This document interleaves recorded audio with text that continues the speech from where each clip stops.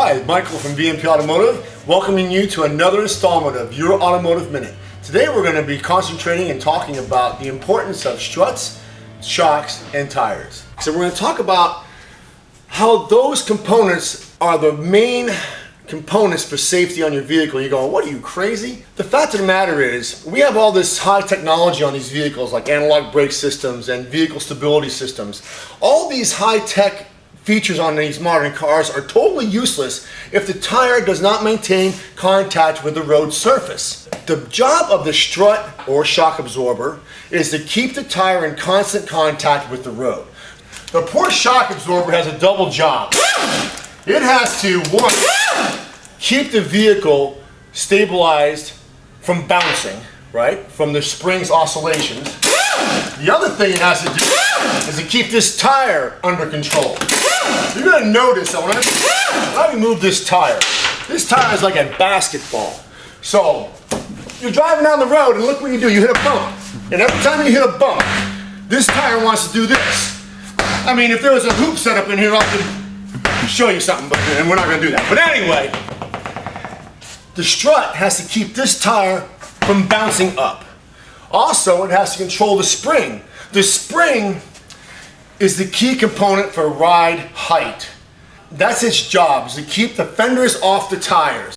The shock absorber's job is to control the spring oscillations. A spring left to its own devices is like Tigger on crack. You know Tigger from Winnie the Pooh? You know he's bouncing everywhere? That is a spring. The spring wants to bounce everywhere. Well, the shock absorber's job is to keep that spring's oscillations under control. So as I was talking about, we have two different types of shock absorbers. Let's look at what this is. A strut. This is a McPherson strut. Now notice, here's our spring on the outside. This is what gives us our ride height.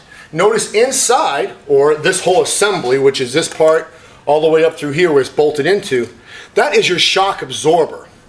Okay, but this is called a strut assembly. This is your average shock absorber. This is a Monroe CentraTrack. Very good shock.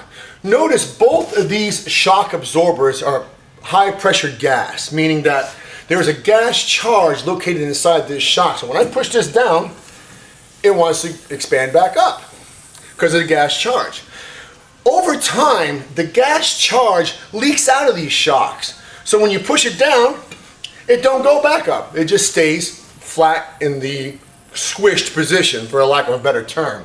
Also, what's going on in here is if you were to cut this in half, you would see a disc right here with hydraulic fluid on both sides. Hydraulic fluid goes from one side to the other. This is how the shock absorber stabilizes that spring and also stabilizes that tire and makes it have constant contact with the road surface. That is key right there.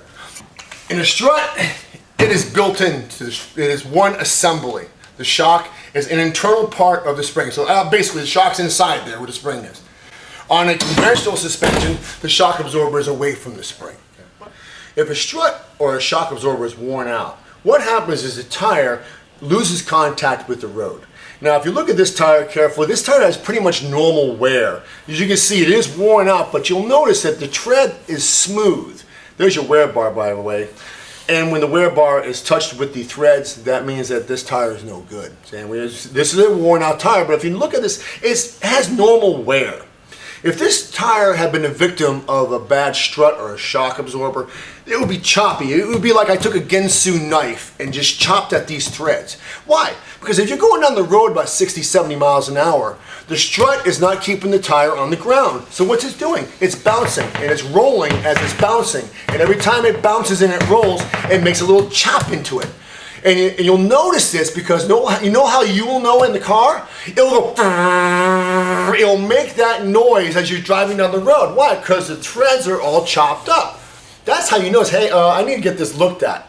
Okay, so you may be asking, well, what does this mean to me? You're talking about tire, you're talking about struts, you're talking about shock absorbers. Why is this important? That if you have bad shock absorbers, the car is going to bounce excessively. It'll be like you're driving a car on marshmallows. Another symptom of worn out shocks and struts is that your braking applications won't work properly. It will take you longer to stop. So in general, guys, you're going to be putting struts and shocks on a vehicle at about 100,000 miles. That's about, as I've done this for 30 years, And that's when I've seen these components wear out the most. And people have noticed a major difference in the vehicle's response after the replacement of a shock and strut at that mileage. Thank you for watching this week's Automotive Minute. And we just want to thank you very much. We hope that this segment has been information filled and entertaining too. We don't want to bore you to tears. Again, my name is Michael Prinz, ASE Certified Master Technician, ASE Certified Advanced Level Performance.